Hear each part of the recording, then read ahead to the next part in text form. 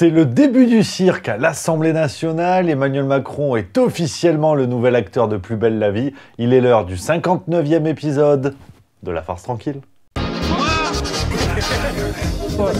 Taisez-vous. En Mais cet homme est ahurissant. porte-parole du gouvernement. Ce que vous venez de faire, c'est super.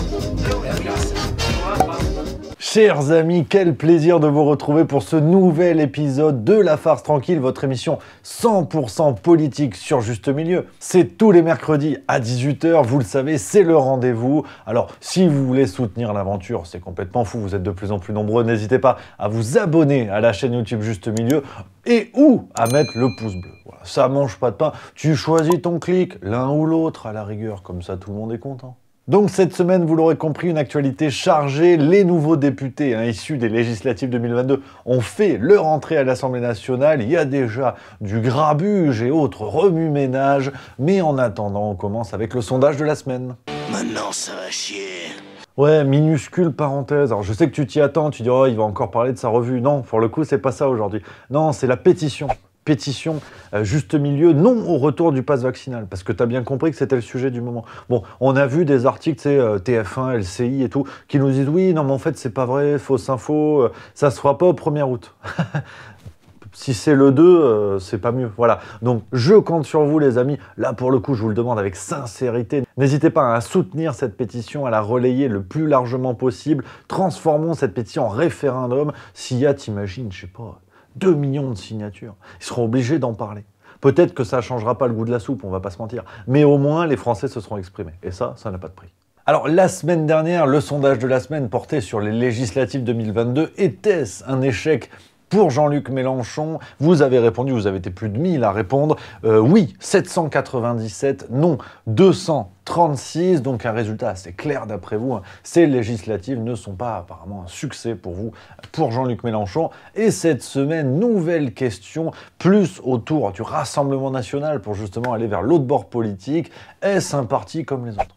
Parce que tu vas comprendre à l'Assemblée, quand je te dis qu'il y a eu du grabuge, ça s'est manifesté comme ça, on va en parler. Mais pour vous, chers spectateurs, est-ce que le Rassemblement national est un parti comme les autres? Oui ou non? Les liens sont dans la description de la vidéo. Résultat la semaine prochaine. Alors, avant d'attaquer l'actualité politique, on va commencer un peu avec le contexte général dans lequel notre monde politique baigne. Et on commence avec Emmanuel Macron.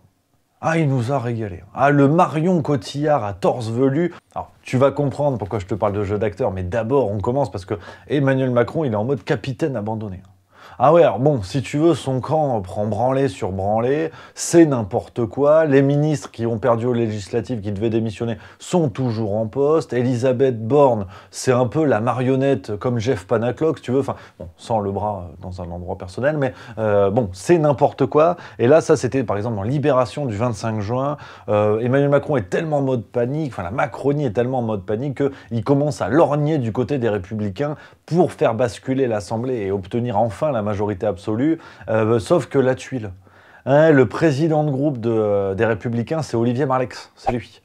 Ouais, alors Olivier, il est notamment connu pour avoir sonné la charge sur plusieurs casseroles de la Macronie, et notamment les affaires Alstom et compagnie. Donc t'imagines bien que demander le soutien des Républicains, ça va devenir coton. D'accord, oui. Et puis sinon, quand je te parle de jeu d'acteur, s'est tenu récemment le sommet du G7 avec les grands de ce monde. Justin Trudeau, Joe Biden, Ursula von der Leyen, Palpatine, Sauron, enfin vraiment, t'avais tout le gratin, tout le fin gratin de l'équipe, et bon, ils nous ont régalé. Ah, c'était pépite sur pépite. Bon, alors déjà, ils se sont foutus de la gueule de Vladimir Poutine, regarde.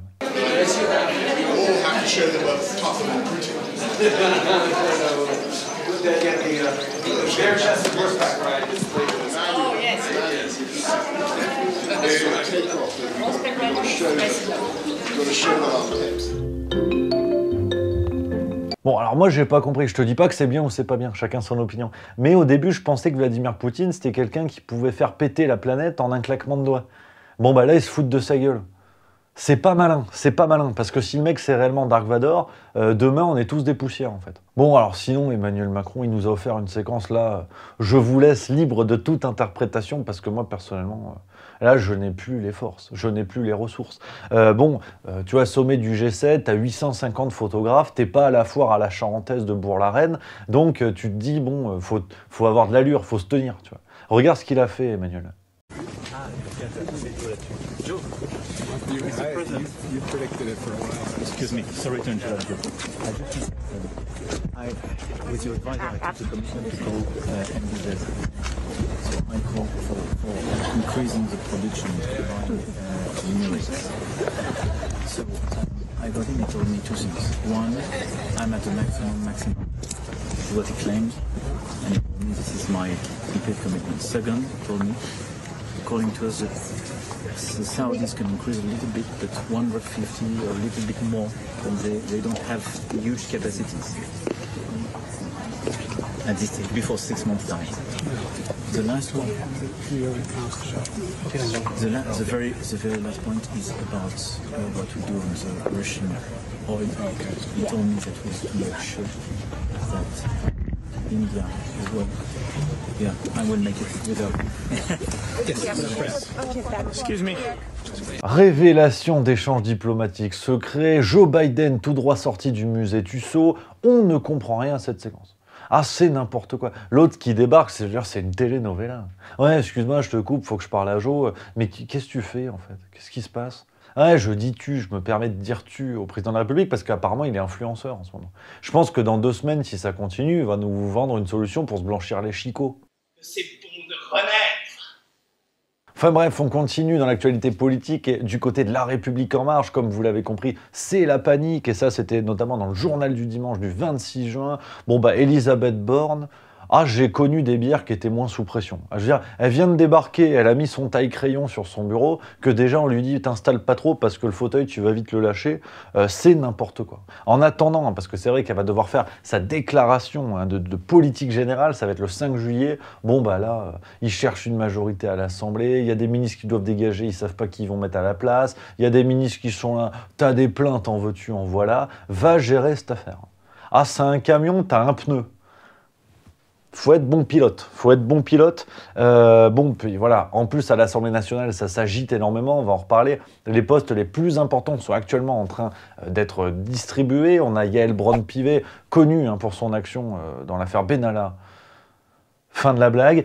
Aujourd'hui, on me demande de réouvrir les travaux de la commission d'enquête. C'est tout simplement impossible juridiquement. Et qui est désormais le président de l'Assemblée nationale. Donc ça reste du côté de la majorité, mais on va y revenir. On a également la présidence de la commission des finances, qui est la plus importante, qui est vraiment espérée par beaucoup de gens. Bon, tout ça, on va voir. Il y a une commission qui se réunit avec 73 bonhommes, qui va voter le 30 juin. Donc tout ça se met en place. Et malgré tout ça, malgré l'effondrement généralisé, et ça c'était dans Libération du 27 juin, on a eu un interview à l'AFP d'Emmanuel Macron qui lui renouvelle sa confiance. Ah, il a dit, ouais, il lui confirme la confiance, bon, dans l'hypothèse où j'imagine qu'il n'a pas le choix, et puis il lui a dit, par contre, il faut nommer un gouvernement d'action. Ouais, c'est la formule, gouvernement d'action. Bon, les sources en description, tu pourras vérifier par toi-même. Ça sous-entend quoi, en fait? Le gouvernement d'avant, c'était le gouvernement de l'inaction, il sirotait des spritz, les doigts de pied en éventail? Ouais, c'est pas faux. Bon, alors, du côté de la NUPES, parce que c'est vrai que la NUPES RN, ça va être le plus grand cabaret du monde à l'Assemblée nationale. Bon, ben, roue libre. Roue libre. Alors, on va découper, parce qu'aujourd'hui, c'est NUPES, mais à mon avis, dans 2 mois, on n'en parle plus de cette affaire. Du côté de la France Insoumise, ça envoie du bois avec François Ruffin, l'incontournable François Ruffin, qui s'est exprimé dans le grand jury RTL, LCI, Le Figaro, Journal de Mickey, Justin Bridou et Chipster. Bon, il s'est exprimé. Et Jupiter Patauge, séquence intéressante. En tout cas, ça ne me dérange pas de ne pas être un parti de gouvernement avec Emmanuel Macron. Il n'y aura pas de parti de gouvernement avec Emmanuel Macron. Maintenant, si on regarde l'interview du président de la République hier, le moins qu'on puisse dire, c'est que Jupiter patauge. Non, puis sinon, à l'Assemblée nationale, je te dis, ça a envoyé du bois, parce que tu as eu les nouveaux députés, c'était le 28 juin, ils ont fait leur entrée, c'était mignon comme tout. Bon, bah déjà, tu sens qu'on part sur de très bonnes bases, notamment Louis Boyard, il a refusé de serrer la main de Philippe Ballard du Rassemblement national. Ouais, alors, politiquement, t'es pour, t'es contre, ça se comprend. Tu vois, tu te mets des tirs dans la presse, c'est cool. Là, on parle du respect entre humains, quoi. Des types qui militent pour une société apaisée et tout, qui savent pas se serrer la pince. Il est fort, Boyard, mais faut se détendre. Ouais, c'est marrant. Et puis Jean-Luc Mélenchon, bah pareil. J'insiste pas, parce qu'en commentaire, on va me dire « Oui, tu tapes sur Mélenchon et tout ». Mais le 29 juin, il nous a dit quoi? Le 4e tour a commencé. Il n'était pas au 2e tour. 3e tour, il devait être Premier ministre, il n'était pas au 3e tour. C'est quoi le 4e tour? Il va être élu chancelier de France, maréchal du royaume franciscain. Je comprends plus rien, moi. Bon, et puis sinon, Europe Écologie Les Verts, alors ils sont bons en recyclage, mais là, définitivement, ils nous le prouvent. C'était le 27 juin sur LCI avec Julien Bayou qui nous a dit Gérard Larcher, garant des institutions, fait une dérive très grave en considérant le RN comme un parti comme les autres. Je vois vraiment Gérard Larcher qui devrait être un garant des institutions. Une dérive très grave de considérer que finalement l'extrême droite, le parti Rassemblement National, est un parti rigoureusement comme les autres. Moi, je trouve ça vraiment dramatique. Ouais, alors Julien, vous êtes mignon comme tout, mais on n'est plus en 2002, les gars. Ayez des propositions. Pour l'intérêt des gens, arrêtez d'essayer de descendre les autres partis. Faites des propositions. Sauvez des chats, installez des éoliennes dans votre jardin, mais ça sert. Tapez pas sur le RN. Vous êtes écolo, vous êtes le progrès, la nature, Greta Thunberg. Qu'est-ce qu'on en a à foutre? Le RN, si c'était pas un parti comme les autres, il serait condamné. C'est la loi quand même, Julien. Et puis 28 juin, Sandrine Rousseau, bah oui, forcément, je te l'ai dit, on va en parler toutes les semaines à mon avis, elle s'est exprimée parce que, tu sais, c'est la tradition, premier jour à l'Assemblée pour les nouveaux députés, t'as le doyen qui préside la séance, avant que soit nommé le nouveau président, la nouvelle présidente en l'occurrence, et là c'était José González du Rassemblement National, c'est le plus vieux. Bon, bah, José González, déjà, il y a une sympathie. Tu te dis, il doit être mécano dans la Marne, il y a un truc sympa, le garage González, tu connais. Bon, il a fait un discours, il a raconté sa vie, il a dit il vient d'Algérie, il a de la nostalgie et tout. Ce symbole d'unité touche l'enfant d'une France d'ailleurs, que je suis, arraché à sa terre natale et drossé sur les côtes de Provençal par le vent de l'histoire en 1962.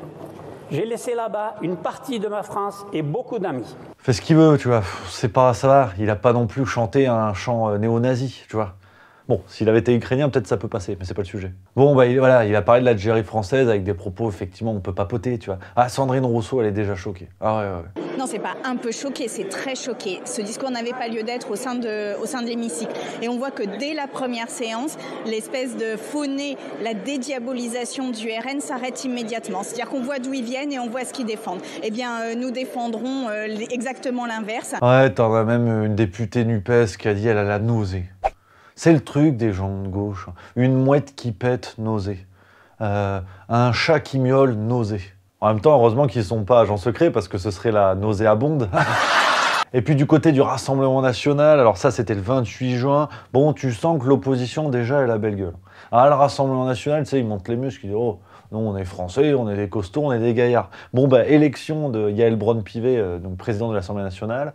Bon bah t'as Sébastien Chenu qui était le candidat du RN qui s'est retiré au premier tour.